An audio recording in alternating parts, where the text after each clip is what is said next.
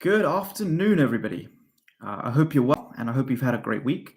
It's great to be here today, and depending on the number of questions, we'll see how long we have. Um, so, there's a few things I've been asked to talk about, and I've kind of been scrolling the chat to look to kind of see what sorts of things you guys are talking about. So, let's talk about maybe some of the other people in this space. In particular, I know that credits this week have, or today, have done a test. And so kind of let's talk about the difference between us and maybe some other networks like credits. So most other people in this space, the vast majority of people in this space are operating in the payments, industry, and they're trying to space, right? We're very different to that. We are focused on cloud computing. And in particular, we're focused on enabling people to run software in a decentralized way using blockchain, right? So what that really means is, hey, good evening. What that really means is that we're not competitive with the majority of people in this space. We're not a competitor to credits. Credits is not a competitor to us. We are complementary to credits and other people in this space. That being said, hey, Michael, thank you for being here. If you've got questions for me, you can send them to Menti at with code 904538. 904538. So let's kind of talk about the cloud computing space. Let's talk about going on in the space in general today, and maybe what the future of this space looks like. So, for example, today the industry is valued, the entire crypto industry, including Bitcoin, is worth $200 billion. In my opinion, cloud computing alone, the space that we operate in, the problem that we're looking to solve, cloud computing alone is worth $200 billion. So I wouldn't kind of look at the value of the market today as a gauge for what the future of this industry is. I think that as a result of this crash, we're going to see a lot of people leave the industry, but we will also see the development of new technologies, new ways of using these platforms to solve big and meaningful problems. Let me give you an analogy to this. So, for example, one of the companies or some of the companies that came out of the crash, the dot-com crash, were companies like Amazon and eBay. But there were other companies like Google that didn't exist during the dot-com crash, right? They came, they kind of came about long after that, right? At least they weren't public companies during the course of the dot-com crash. So I think we're going to see the emergence of new companies. This is not the end of crypto, is really what I'm saying, right? And I do believe that we are nearing, if we're not there yet, we're certainly nearing the end of this downturn. And I don't know how far away we are. No, I can't tell the future better than anybody else can, right? But I do believe instinctively that we are nearing the end of this, and we should begin to see some form of recovery soon, at least some form of stability very soon. So that being said, if the cloud computing industry is in itself is $200 billion, I want to add that the vast majority of Amazon's profits come from their cloud computing arm. And so what I think will happen is Sparkster is not the only company in the cloud computing space, although I think we are amongst the best positioned, if not the best positioned, for the cloud computing space. And I'll come to in a minute why. But what I do think will happen is that the incumbent traditional cloud players like Amazon, like Microsoft, I think that they will be buying companies that are operating in the distributed cloud business. And that's really what I kind of see coming a year or two out when this industry begins to kind of materialize. I don't know about mature, but certainly materialize. We'll talk about unlock soon. Let's talk about that in a little while.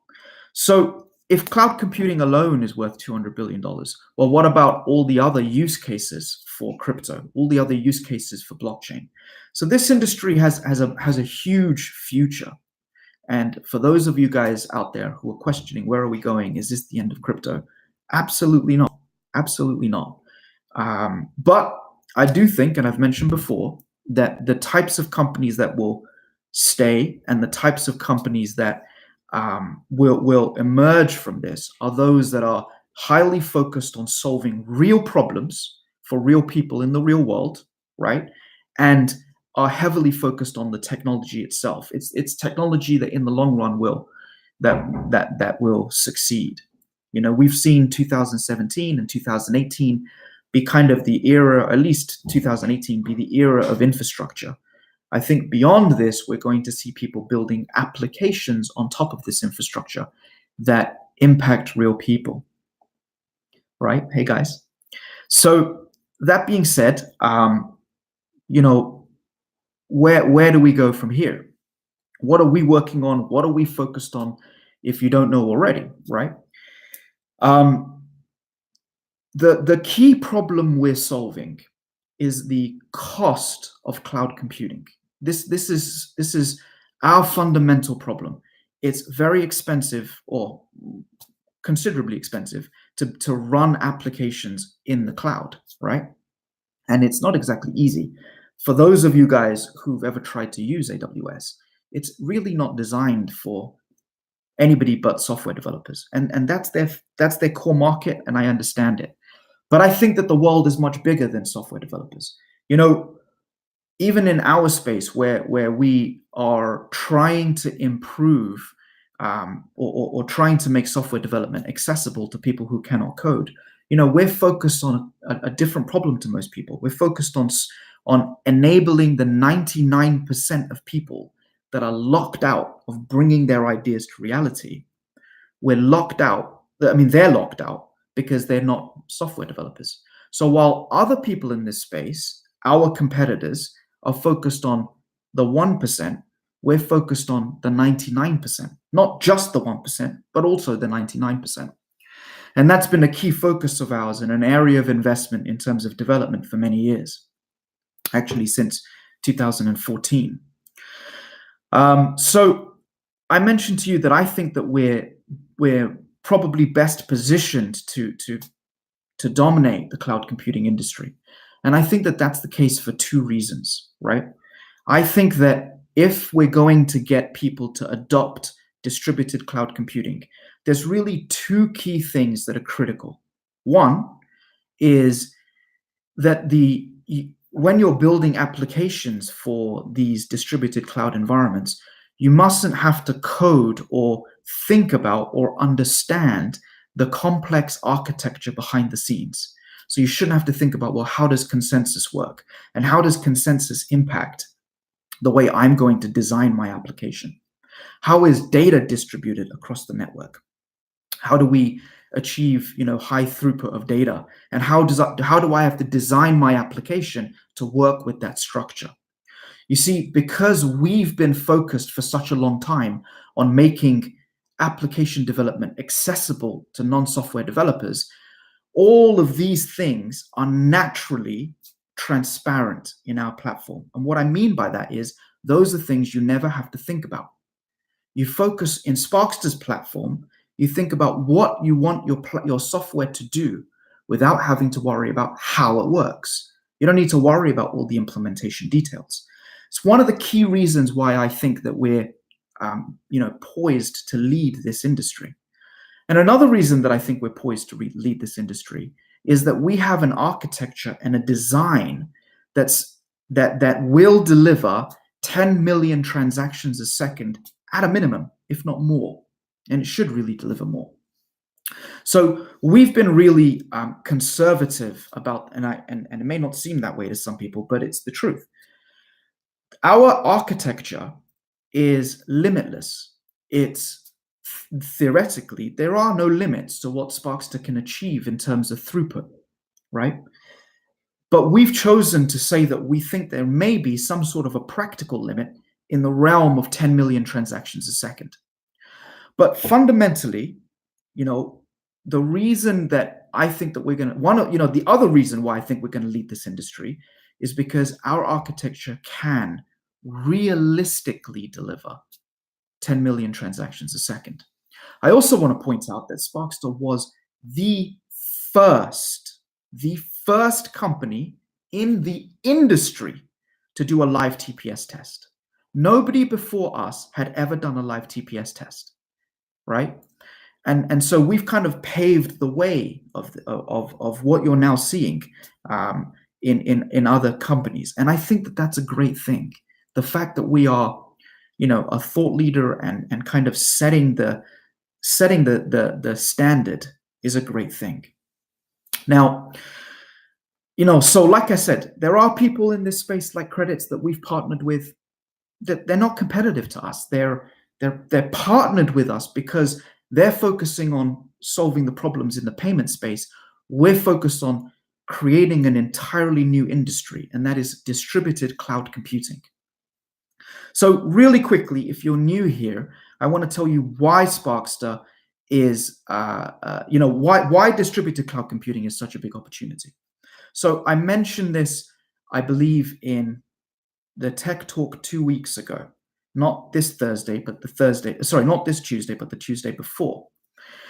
And I recommend watching that for more of an insight. But really, very quickly, what it comes down to is cost. It comes down to the fact that in a distributed cloud, because the cloud is running on your desktop computer at home, it's running on, basically your devices build or compose the cloud, your mobile phones, your desktop computers.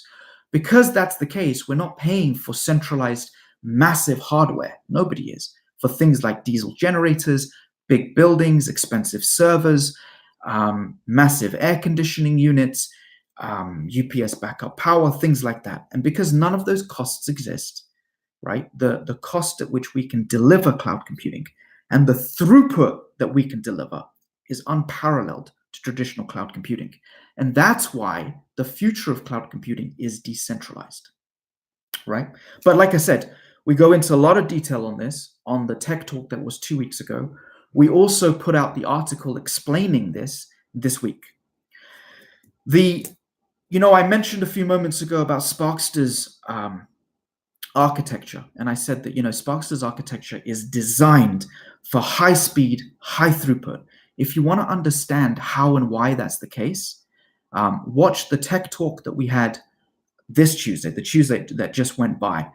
It's only 12 minutes or so long, so it's not very long, but you will get a clear understanding about not only why we can deliver 10 million transactions a second, but why we can achieve extremely low latency, right? And I mean extremely low latency, some of the lowest latency that I know of in the industry. Now, I don't want to make claims.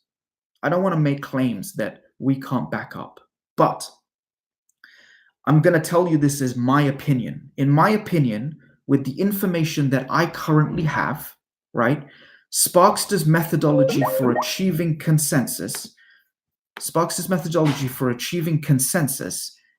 is the fastest in the industry.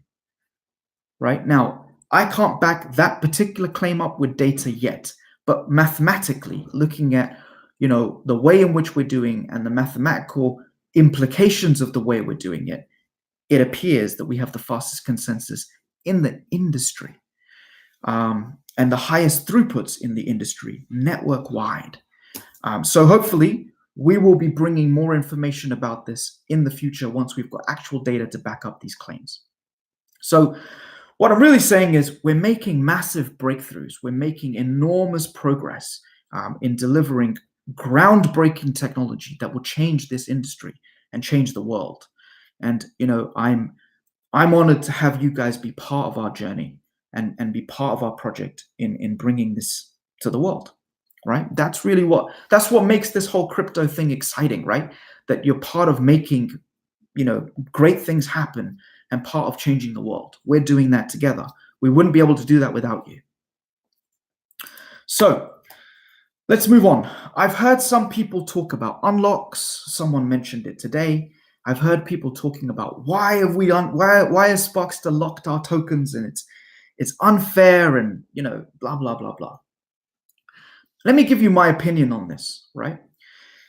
I think that by locking your tokens, we've done you a service. I want you to understand that we don't gain anything.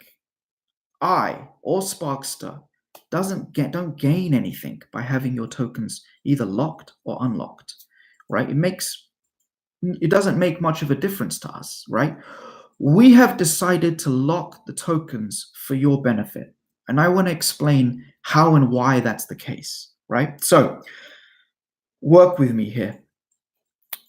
So imagine, to keep the numbers simple, let's say that you invested 1 ETH in the crowd sale, and the price of ETH at that time was $500, right? And we gave you an exchange rate of ETH to Spark or Spark to ETH at a rate of $500. I know it was 460, but just to keep the math simple, let's say it was $500. So 1 ETH, $500. Now, let's say that the price of ETH falls to $100. So it's, an 80% decline, right? Now, and we release the tokens. Let's say that there's stability in the market and there seems to be some upward progression of momentum at $100. So there's stability. When we release that token, and let's say it's at, $100 in ETH, right? If you were to, and the price is maintained at 15 cents, if you were to sell your tokens at that point in time, remember, you only had 1 ETH. How many ETH would you get? You'd get 5 ETH. So what am I really saying to you? I'm really saying to you that by locking your tokens, we have given you a hedge against the declining market, right? And think about that. You haven't lost any money yet. You've got 100% of retained value at this point in time, right? So let's walk through that again. You bought 1 ETH at $500. The price of ETH falls to $100, but our token lists at 15 cents. When it lists at 15 cents, if you were to sell at that point in time, how many tokens, how many ETH would you get? You'd get 5 ETH. You didn't lose anything in terms of monetary value. You still have $500 of value, right? That's why we've held or not unlocked the tokens. Now, why are we continuing to hold on to the tokens? Why are we continuing to keep the tokens locked? Because the data that we have, and we make decisions based just on data. It's not my opinion. It's not somebody else's opinion. No, we're not looking at trend analysts or some guru that might be able to tell the future. We're looking at data. And what we're seeing is that when tokens release, right? ICO tokens release in these conditions, they lose 80 to 90% of value. Now, that's not because I don't believe in the project, right? But I accept that there's a reality outside of my universe of thought, and I have to respect that reality. And in doing that, we're really protecting you guys against, taking a massive loss, right? So right now, at this point in time, we have 100% of value retained. If we unlock the tokens when the market finds stability, right, and things are moving upwards, they say that a rising tide lifts all boats. I don't know if you've heard this, but a rising tide lifts all boats. So if everything begins to move upwards, we list at that point in time when some semblance of comfort returns to the market, right? We will move up. You will have hedged against the decline in the market, and you will have earned a profit on that too. So this is why we're doing what we're doing. I'm not holding on to your tokens because I want to or because I gain something. I don't gain anything, right? Sparkster doesn't gain anything. We're doing this because you guys have trusted us and have believed in us, and we want to return that to you by being responsible about when we unlock, right? So before I take questions, because I know I've gone on a bit here, Kind of things that we're working on really everything under the sun. We've got people that are working on an unlock, a marketing strategy at the time of unlock. We've got people working on customer acquisition and user acquisition for the product. We've got a team of people working on the no-code platform and getting it great, creating a great user experience, right? We've got people working on the training for that. We've got people working on building the decentralized cloud. We're extremely busy behind the scenes, and the entire team is kind of working on different things that are obviously very important. So that's what's going on. We are putting out, as you know, technical articles that come directly from the tech team. They come out every Monday. We have a tech talk that comes out that I do every Tuesday. We have articles about those tech talks that are a quick summary, the TLDR summary. We do an AMA every Friday. So we're trying to keep you guys engaged. We're trying to make sure that you're aware of what we're doing. And believe me, we're extremely hard at work here. Right. Let's move on to questions. So if you want to post a question, the Menti code is 904538, right? First question.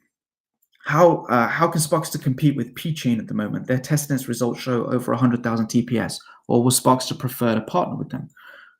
My preference is I want to partner with everybody. But we will, without a shadow of a doubt, significantly exceed 100,000 transactions a second. We will produce tens of millions of transactions per second. But, like I said, they do something that's different to us, and we're focused on the cloud computing space. When am I going to give you guys actual business and software development updates instead of telling you and selling you on the story of dreams and intentions of how Sparkster will work?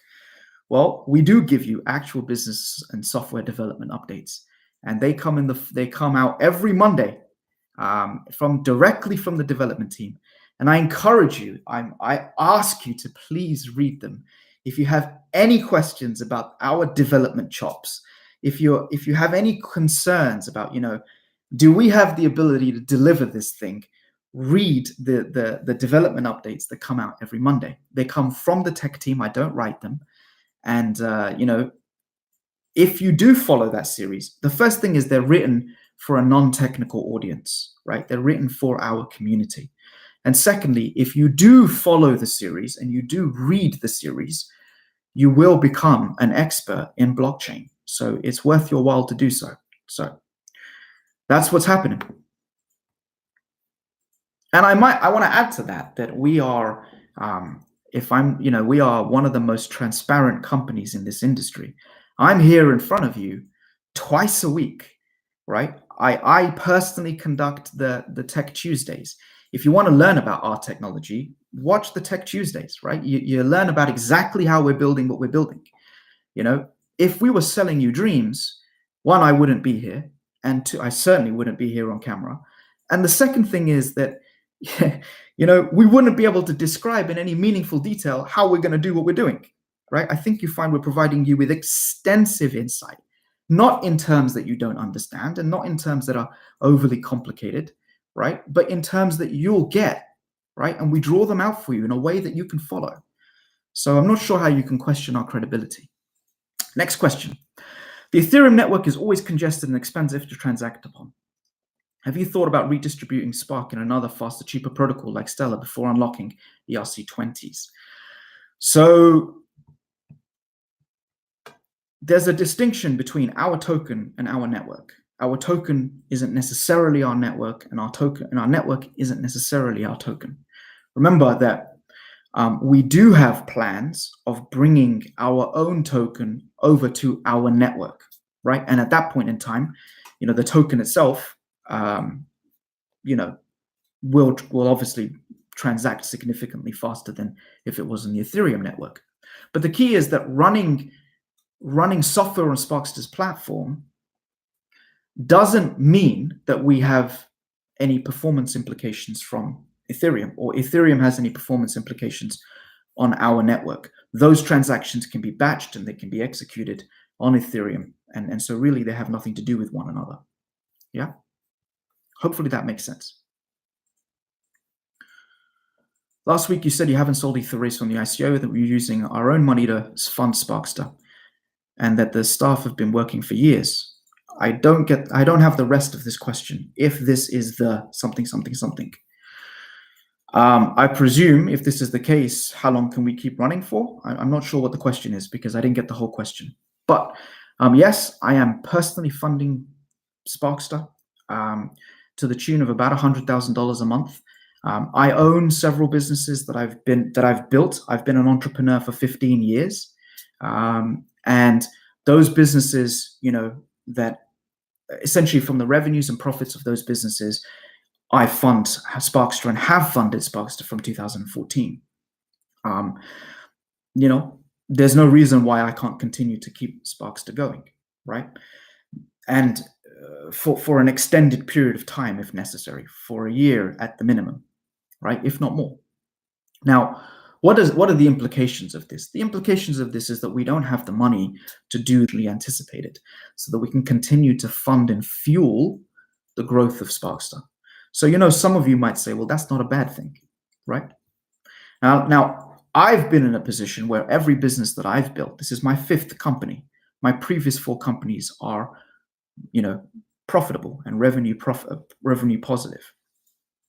So this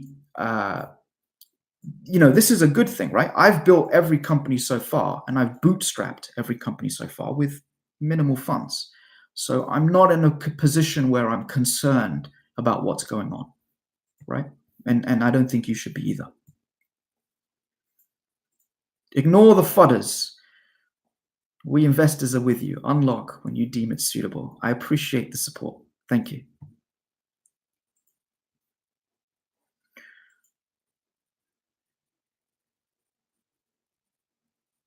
A few weeks ago during a live AMA, I told you to have a go at me and not the admins. Why are Telegram admins still always blocking people from the group? And again, the question's been cut off. Why are since we are only following me? There's people that are disruptive to the conversation. They kind of hijack what's going on, right? If you have a problem, look, you want to air your grievances. I'm here every week, right? Come and do it publicly. Let's have a debate, right?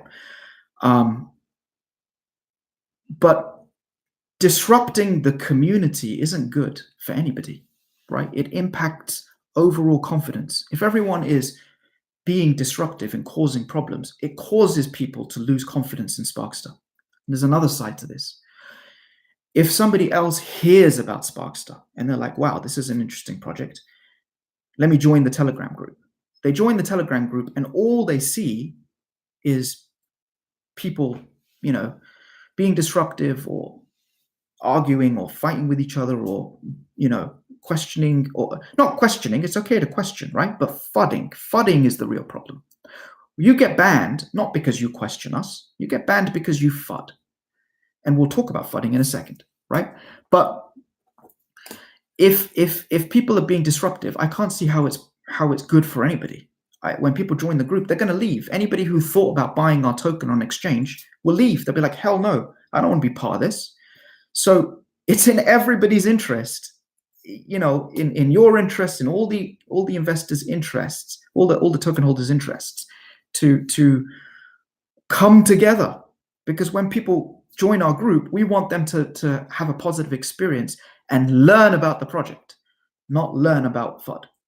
So let's talk about FUD. I would love the opportunity to respond to FUDers. If someone has something to say that they think isn't true, if someone has something to say that they think that we're not being honest about, or I don't even know, right? Let's have that discussion. Let's have that discussion publicly.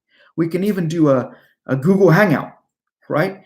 And we can discuss your FUD publicly if you're willing to debate me on it, right? If you're willing to have that debate, I'm willing to have that debate. But in my experience, I haven't found a single person that said anything with substance. If you have something to say of substance, come forward. Let's have that debate because it's in everybody's interests. If we've missed something, if we've been, if we're not seeing something, everyone benefits, right? But if it is FUD, if you're making up rubbish, like Sparkster had a seed round, and I don't know what other rubbish that people are saying. Well, we didn't have a seed round. Find me one person that had a seed round, and you've got some credence. Find me one person that said that they participated in the seed round. You don't have any credence. There's no substance to what you're saying. It's just rubbish. So if you make rubbish accusations, well, obviously we're going to ban you because you're spreading lies, right? And how can we be tolerant of that?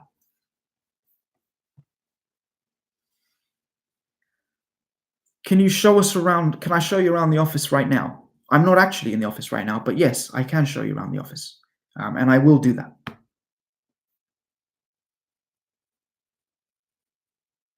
Stop talking about what we will be and show you what we've done, and tell us when the rest is going to happen.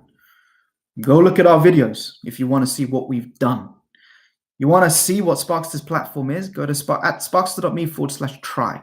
That's what we've done.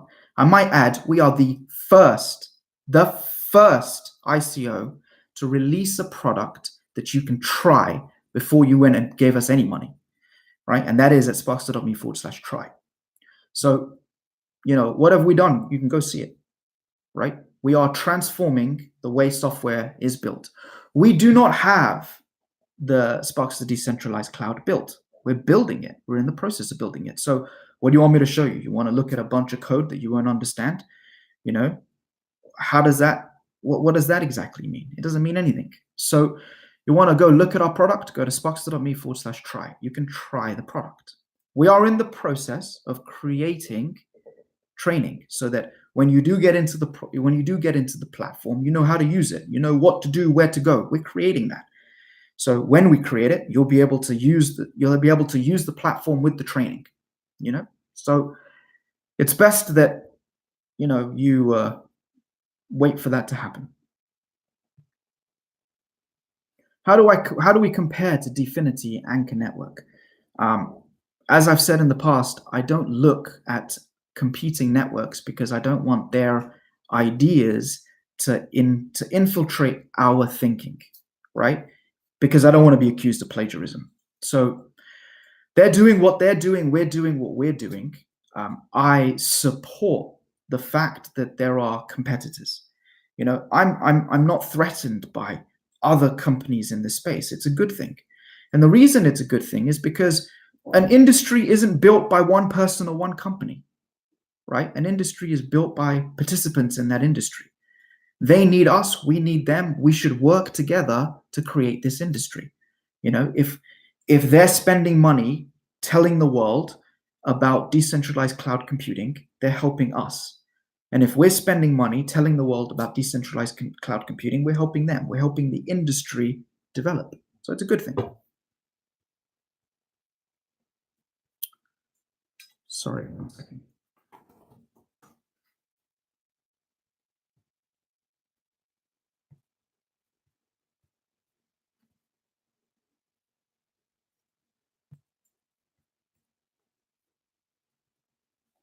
When do the team's tokens unlock? Not for 2 years. And that's 2 years after your tokens unlock. Do I intend on unlocking Sparkster after the mainnet goes live? Well, I'd like to unlock the tokens as soon as we find stability. When we find stability and we know that when tokens are unlocked, they retain value, that's the point at which we want to unlock. I'd like that to come before mainnet. I'd like that to be tomorrow. I'd like there to be some semblance of stability, a return to the market instantly, so you guys can have your tokens. So let's hope that that's sooner than mainnet.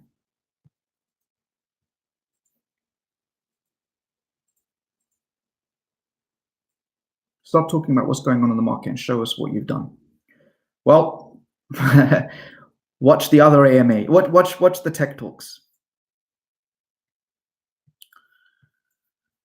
Why am I here talking about the same crap twice a week? Do you not want to hear from me? Do you think that we should go quiet and continue to work on what we're working on and you don't hear from the team? Right? So it's up to you. If you don't want us here, no problem. We do this for you. We create this material for you. And that's what it comes down to. My advice to you is, read the articles we put out, because we put them out for you. We don't gain anything by putting them out. We write them for you. We spend our time creating them for you. Watch the tech talks. They're created for you. You want to know what we're doing. You want to know what we're actually up to. And, and if we really know our stuff, go read the materials that we put out for you or watch the videos. I'm not going to take any further questions from Menti because I don't think that's productive. Are there any questions here in the live chat?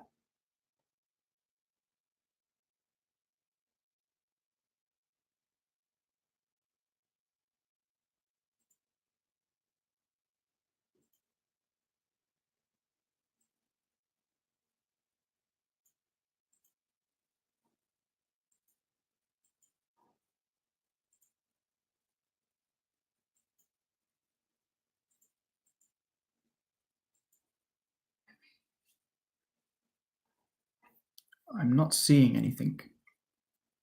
If you have a question, please post it now if I haven't covered it.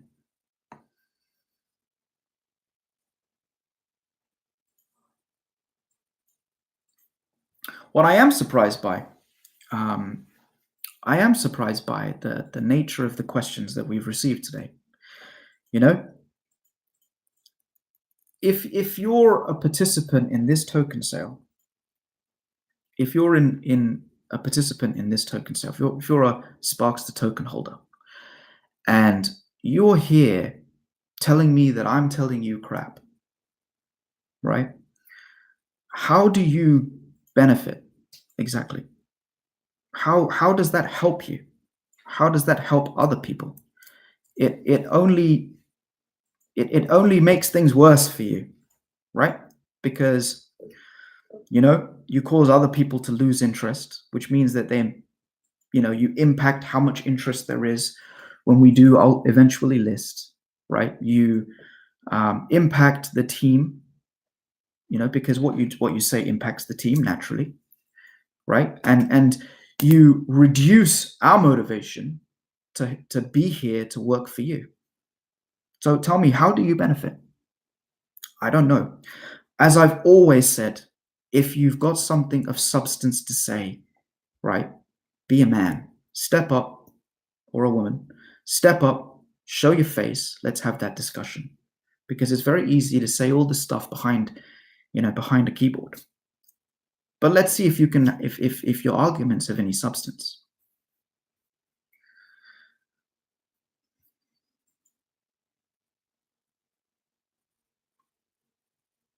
Can I explain a bit how we're planning to market?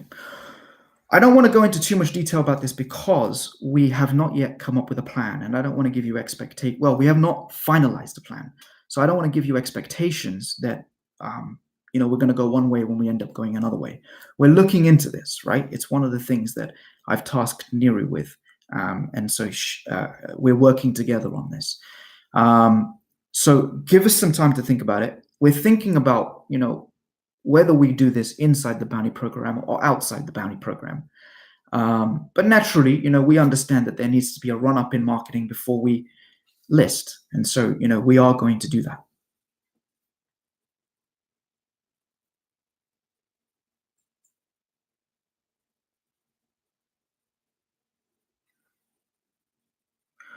The truth is asking, do I intend to unlock the tokens after the mainnet goes live? I intend to unlock the tokens as soon as I can. And I would like for that to be long before the mainnet. I hope that answers your question. I don't want to have to wait till mainnet. What do I think about the recent Ether crash?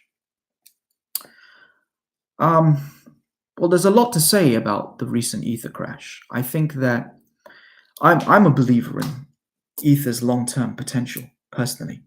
I believe that there is, when they do release sharding, when they do release these sorts of things, I think that it's going to be, I think it's going to be a good thing. Sorry, my team is messaging me. So I think that we're in an oversold territory right now. I don't recommend that you use my opinions as financial advice, because I know no more than you do about this. So this is no form of financial advice. My personal opinion is that we are in oversold territory. I do think that there'll be a retracement, and I hope that that's very soon. I'm not worried about it personally. I don't worry about it. But I have a very long-term perspective on things. Evgeny's asking me about, am I going to fly to the US to talk in front of Fortune 500 companies? Yes, I'm flying to the US, I think on the 15th of October. I'm a speaker at ARM's TechCon. Now, ARM is a multi-billion-dollar company with whom we are partnered with. Go to their website. We are a partner of ARM's. And I am delivering I think it's a 45-minute presentation where I'm also demonstrating our platform, and I'm speaking to Fortune 500 executives. And I'm talking about why a marriage of IoT and blockchain is a great thing, and how Sparkster facilitates it, right? And kind of why IoT needs blockchain.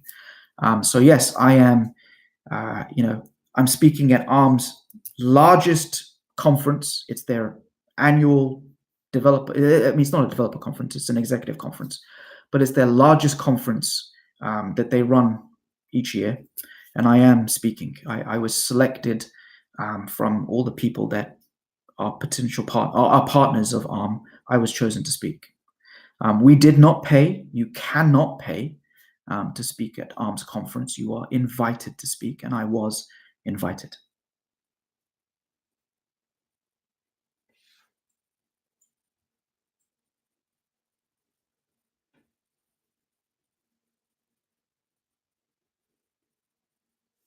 People are tired of waiting. They invested for 2 weeks. Well, that's a decision you made, right? I don't control the market. I'm just doing what's in the interest of everybody.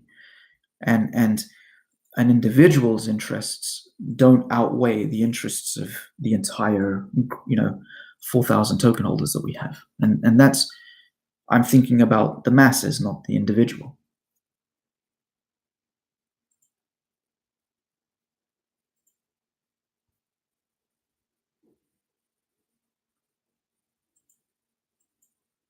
Any updates on exchanges? Yeah, well, exchanges have become particularly conservative recently. And what I mean by that is that exchanges have put a hold on ICO listings. And the reason is because they're concerned that when ICOs do list, they dump. As like I said, ICOs are listing and they lose 80% of value. They don't want their customers to be hurt by this. In the same way that I don't want our community to be hurt, they don't want their customers to be hurt. They, some of them have this reputation of being a graveyard for tokens, and they don't want that sort of reputation to persist. And so they've put ICO listings on hold.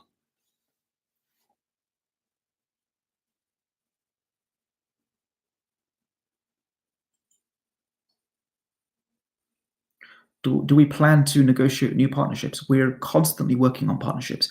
We've got some partnerships that we've signed, but we haven't yet announced. We're going to hold those until probably after unlock. Don't listen to FUDDers. I don't listen to FUDDers. I'm not impacted by the FUDDers, and we will continue to be here. Don't worry. Nothing's going to change. For those people that want to FUD, you should take a long, hard look in the mirror and wonder or ask yourself, what do you gain from this? I don't really know. You're only hurting yourself.